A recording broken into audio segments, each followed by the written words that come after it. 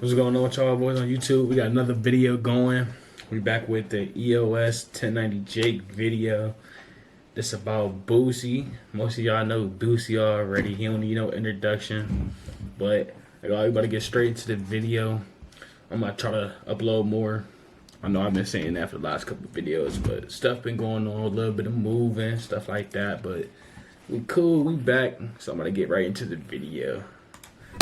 Man, what's up, everybody? Welcome back to another episode of EOS. It's 1090 Jake, and I'm rocking with y'all. Y'all rocking with me. For this video, we're gonna be speaking on Boosie. I watch 1090 Jake all the time, though. I fuck with 1090 Jake. And how he was able to beat his Fed case. Boosie, a Southern rap legend hailing from the streets of Louisiana's South Baton Rouge. Most would say he's famous. Some would claim he's infamous. It's funny as But hell. if there's one title that fits his persona, it's undefeated. July 12, 2024, Boosie would take to Instagram with an emotional post announcing his federal gun case has been dismissed. I ain't gonna lie, if I was Boosie though, I ain't even mad at him. Imagine going on live crying, you just beat your case. You know, when the feds get you, 99% of the time you going. But he beat it, so if I was him, I'd be crying too. Can't even blame him? Look at him crying.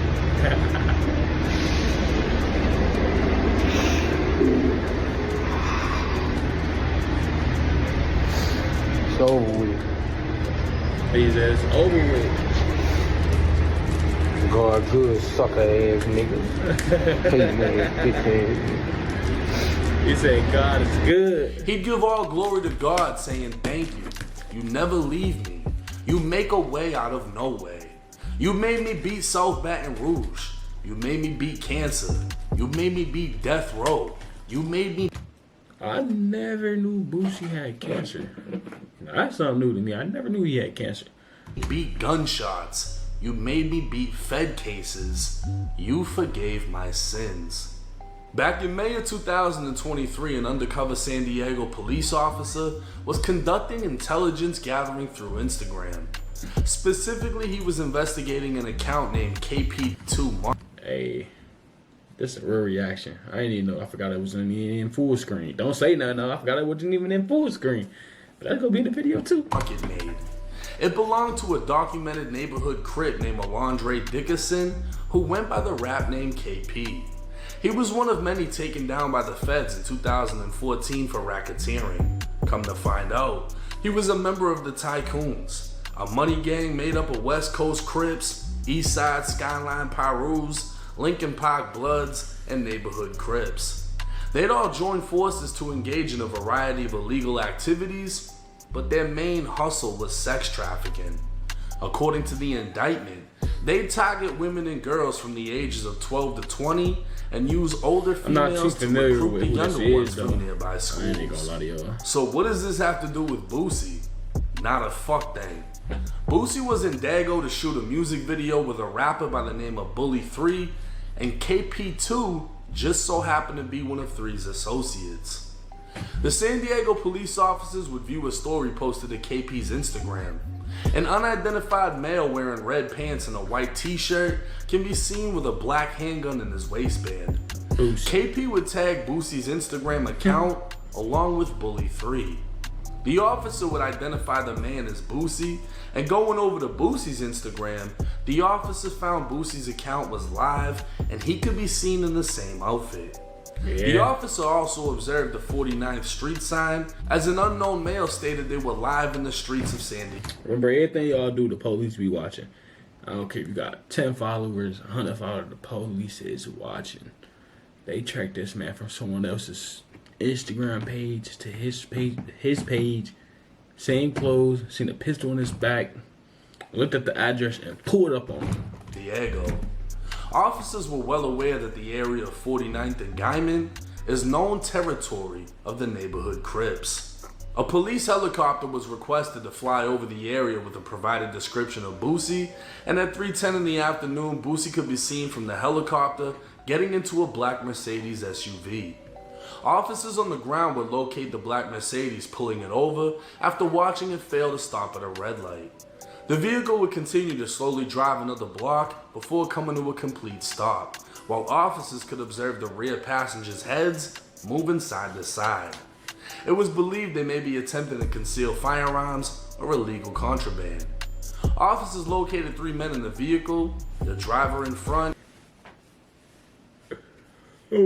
Waarom jij kunt finishen, wij koken niet beginnen. Bij ons just so y'all kun je know, man, beginnen the zonder police is iets not your friend. Anything y'all do, the police is watching. They not your friends. Back Boosie and his security. Officers asked if any weapons were inside of the vehicle, and Boosie answered he didn't have any weapons, but his security did. His security would point to the right side of his body where he wore a black satchel. Everyone was removed from the vehicle and placed in handcuffs as officers located a 9mm Hellcat inside of the satchel. Officers would find a Glock 19 inside of the vehicle on the seat between where Boosie and his security sat. Boosie, his security, and his driver would all be taken to the San Diego Police Department for further processing and investigation. During processing, Boosie yelled at his security and asked why he told the police the gun was on the seat. Officers then heard Boosie say, "You told me they were in the bag." Officers would locate videos in which they were able to produce screenshots of Boosie walking around with a gun in his waistband. A search of Boosie's criminal history would reveal he's a convicted felon, and Boosie would be charged with felony firearm possession for the Glock 19. June 14, 2023, Boosie would attend court under the impression he'd be receiving a plea deal ending with probation.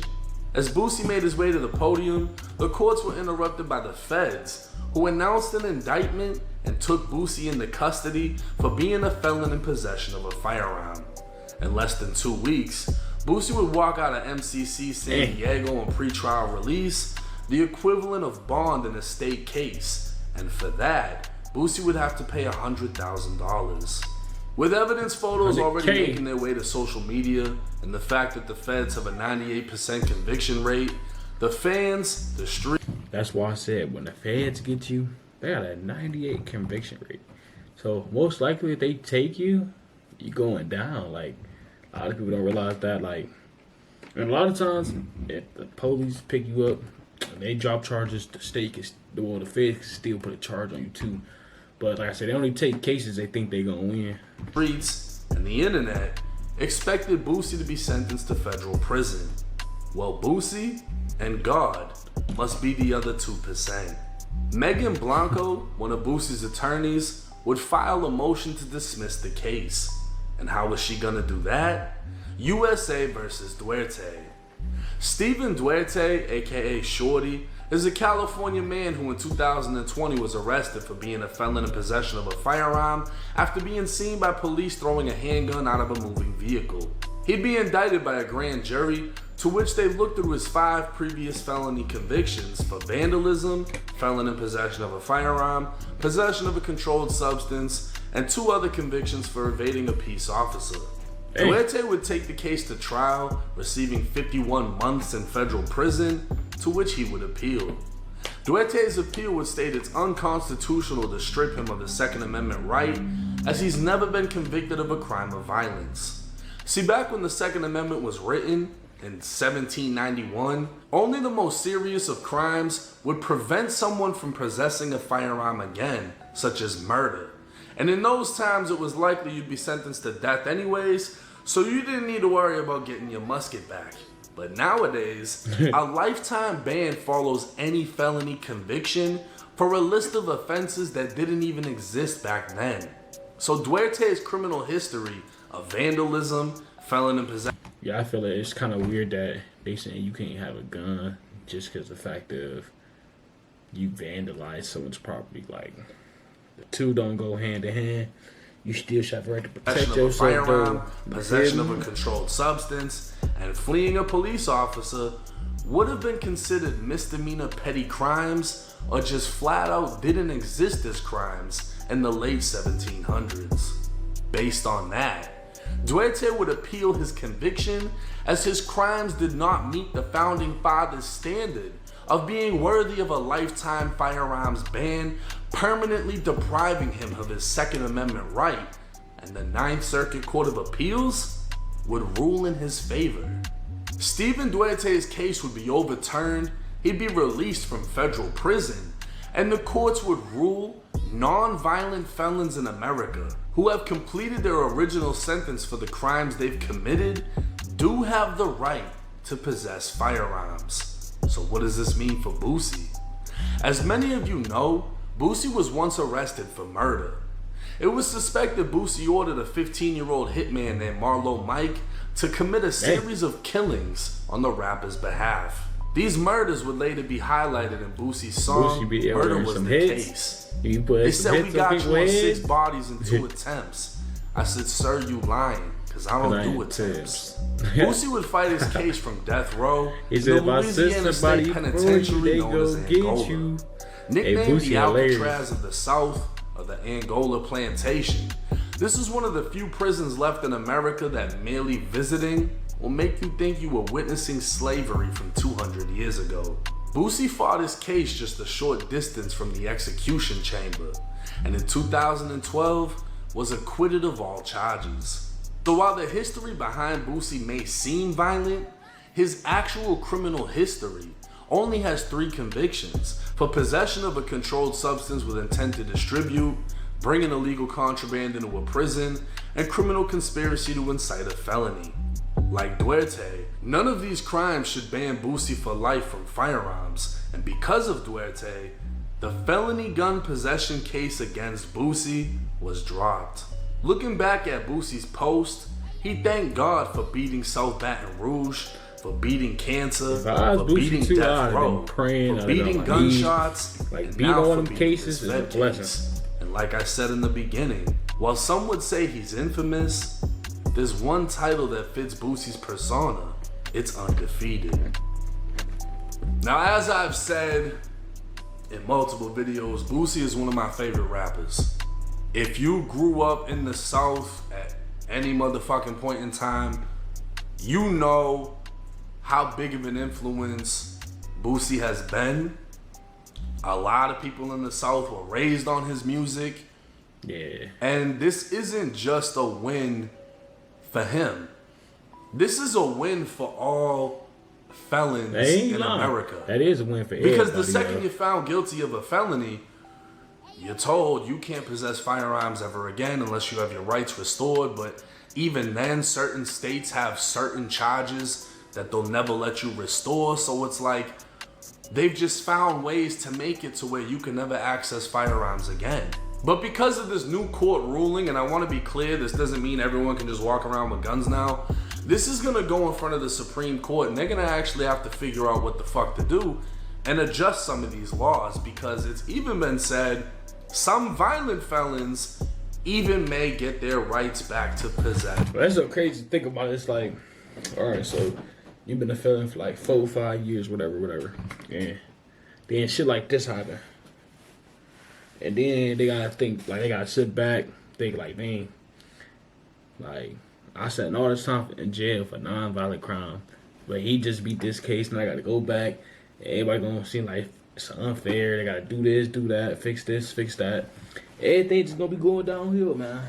Like, it's actually cool that they doing this though, cause I don't think just cause you did some dumb shit don't mean you don't deserve to protect yourself. Cause if you don't, then what? You want somebody to walk around with knives all day? Like, no, nobody not about to do all that. Everybody should have the right to have a firearm. Unless you, like he said, unless you out there just killing people or, you know, shit like that. Like, that's different. That's firearms. Most likely, as long as you're not out here just killing people. You know what I mean? I do not pre-watch my videos. I did not know he was gonna say that. But something along those lines, rights are gonna be coming back. And me personally, I look at it like this: if we have a president who's a felon, this. Oh yeah. On top of that, we got somebody that's running for president that's a felon. So on top of that, you got a president that's a felon. Yeah, they definitely gonna change that though. Might also be one of the leading things that makes a president I forgot about that one. Want to fight for felons to get their rights back. Because now a president understands what it's like to be one. But this case, it was just such a curveball because Boosie wasn't affiliated with the neighborhood Crips in San Diego. He was out there for a feature. He doesn't know who's who. And one Crip that's out there is under investigation, got wrapped up in a weird-ass racketeering case back in the day. Police are watching him, and because he wants to take pictures of Boosie, clearly... Alright, that's it for the video, y'all. But, like he say, watch who y'all hang around, and watch who they post around you, because just because you're around them, don't mean it can't happen to you. Don't think you're too good. But I'm catching up with y'all in the next one. Peace out.